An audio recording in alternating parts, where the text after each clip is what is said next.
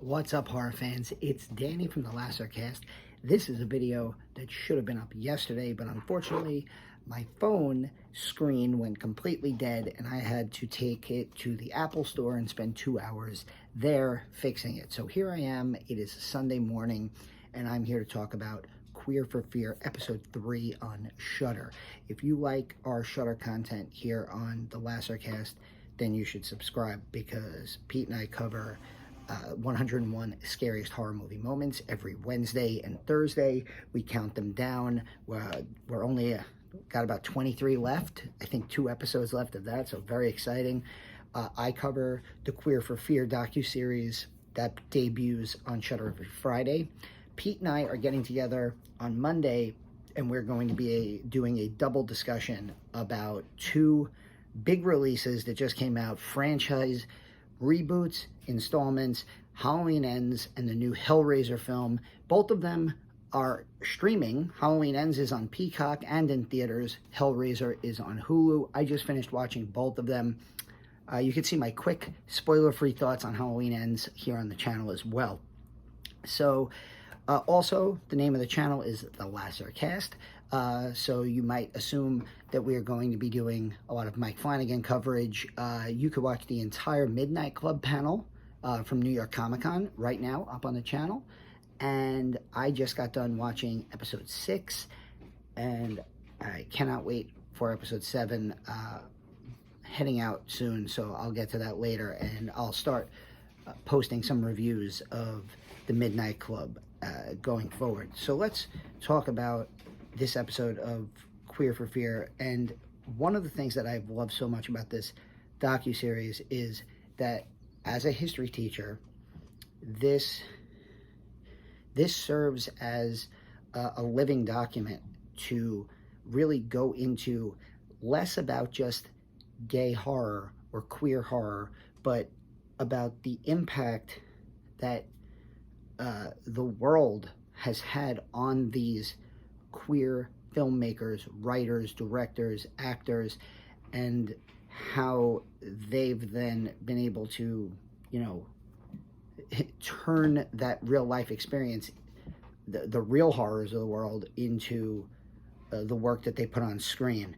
A lot of this episode is about the films of the 40s and 50s, with everything being very subtle.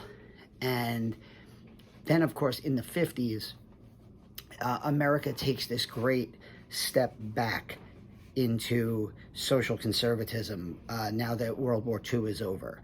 And you have the McCarthy hearings, and they make a lot of connections between the McCarthy era and how basically anyone could be pointed at as the other and villainized and had their lives just ruined, and how similar that was to the gay experience in the 40s and 50s. And also the juxtaposition of how strict, and they have these clips of these black and white videos from the 50s where, talking head figures with deep voices are like, "Do you know how to spot your child's homosexual tendencies?" And there's all sorts of these videos that they would show to kids in schools, and it's such an awful time it must have been for anyone who felt the slightest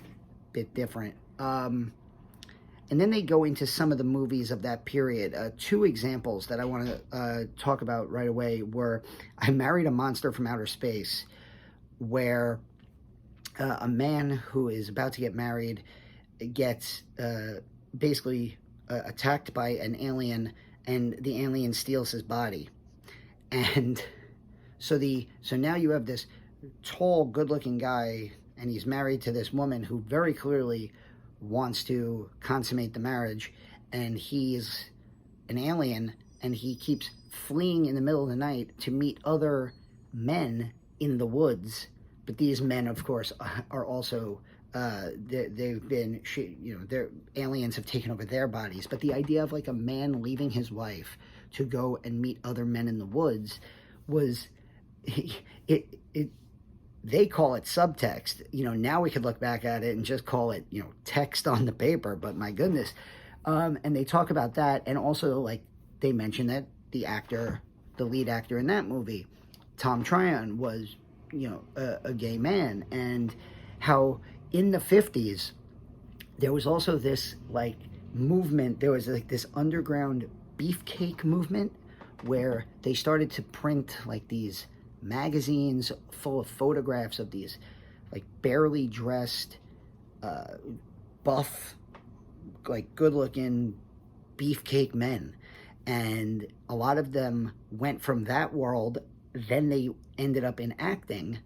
And so they show a lot of the movies from the 50s, and the guys walking around, and they're just these, like, huge guys with, like, massive muscles on muscles. And it's just really funny how, like, you're telling kids to be, scared of anyone who's different. And homosexuality was considered, they make the reference that there's so much bad science at this time, that, like, the movies of the 50s were so into science fiction, post-nuclear age.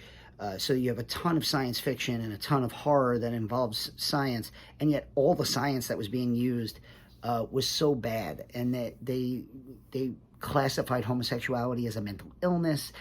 And then they did these horrible, like, they did experiments, and they did all of this treatment for homosexuality that is just clearly violates any Hippocratic oath and is just awful. Like, the word lobotomy comes up in the 1900s, the 20th century, to describe a treatment.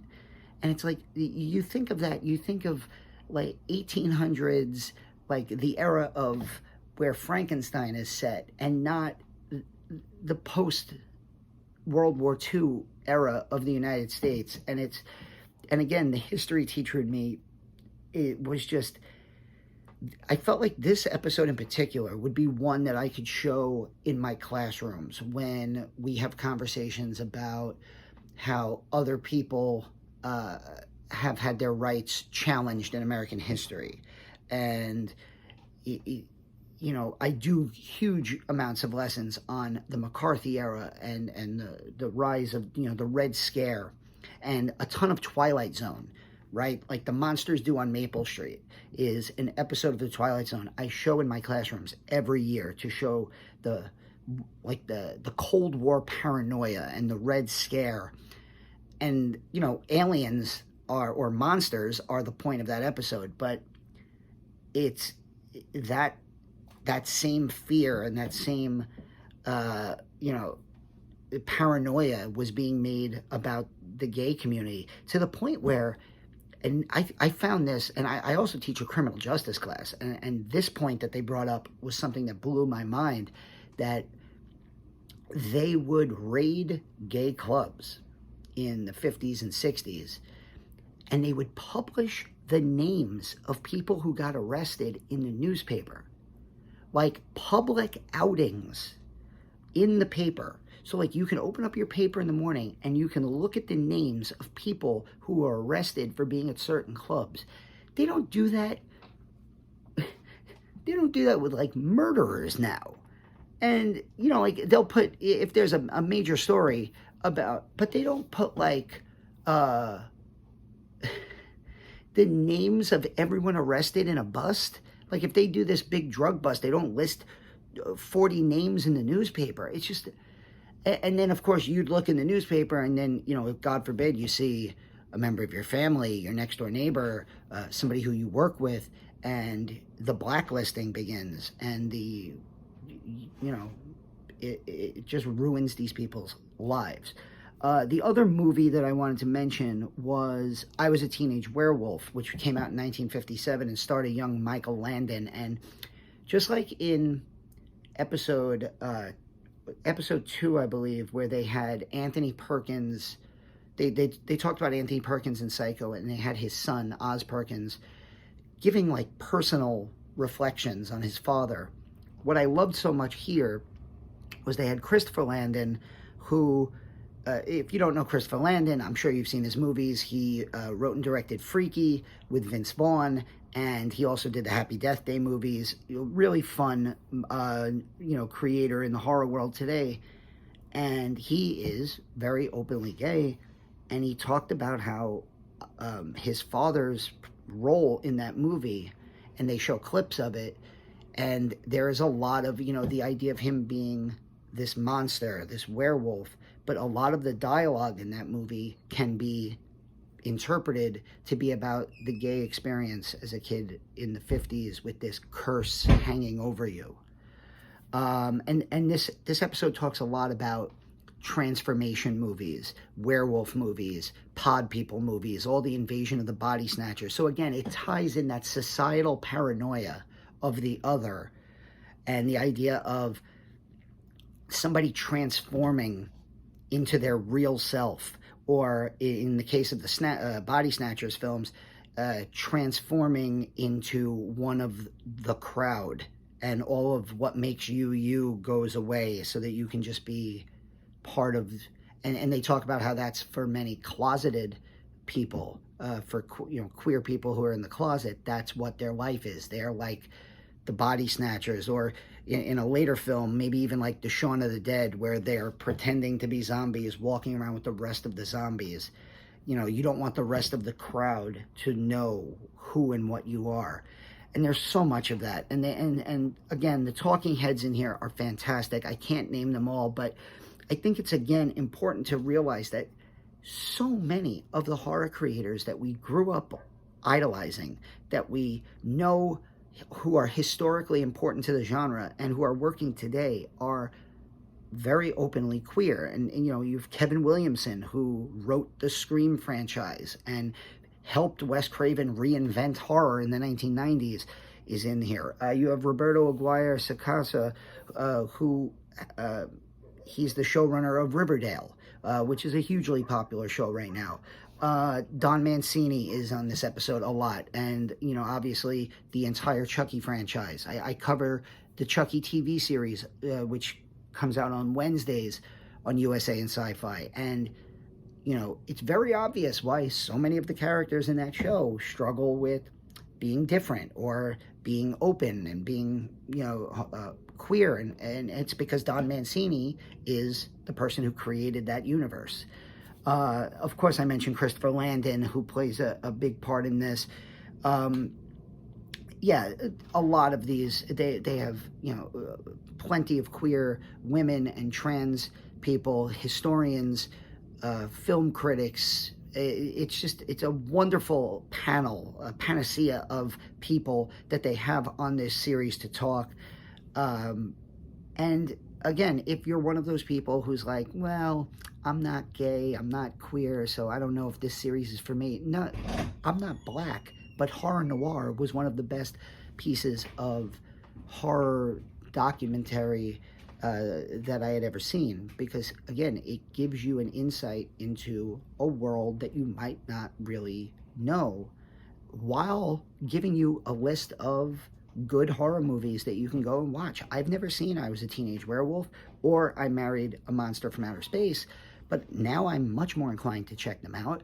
Plus, they go into a lot of the werewolf movies, everything from the original Wolfman to The American Werewolf in London to The Howling, which they make a point, if you've seen The Howling, about how they are trying to embrace the fact that they are werewolves and they have their own little coven away, like up in the woods, away from the rest of society. And they also talk about ginger snaps and the role of the female vampire, and how different that is, and how growing a tail and tying down your tail so that nobody sees it is very equivalent to the trans experience. And I'm just fascinated by this series. I love series like this, like horror noir, that open up a whole new world of horror, but also interpretations of horror.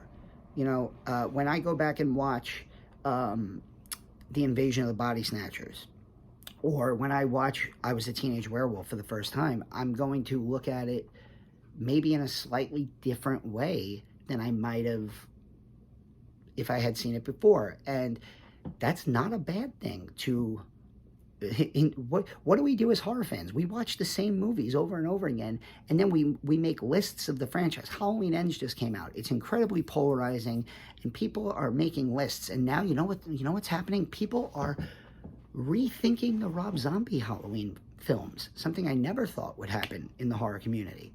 And suddenly, I'm starting to see online a lot of respect for Rob Zombie's Halloween and Rob Zombie's Halloween 2, because as horror fans, we watch and then we rewatch and we reinterpret. So if you can reinterpret films, but have a different maybe point of view or a new perspective to think about, there's nothing wrong with that. And I really love this show. This is my favorite episode so far because of how much history. I felt like this show tied into my curriculum, what I teach, so well.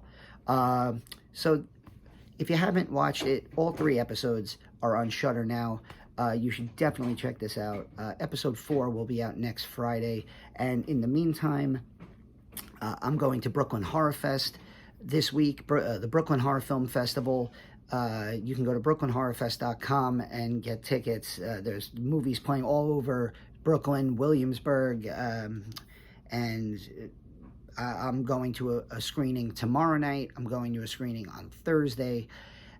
So I'll have reviews up for the movies I see there. Plus, Pete and I are going to be talking about Halloween Ends and Hellraiser. Plus, I got my Chucky review. Plus, we have our 101 Scariest Movie Moments countdown.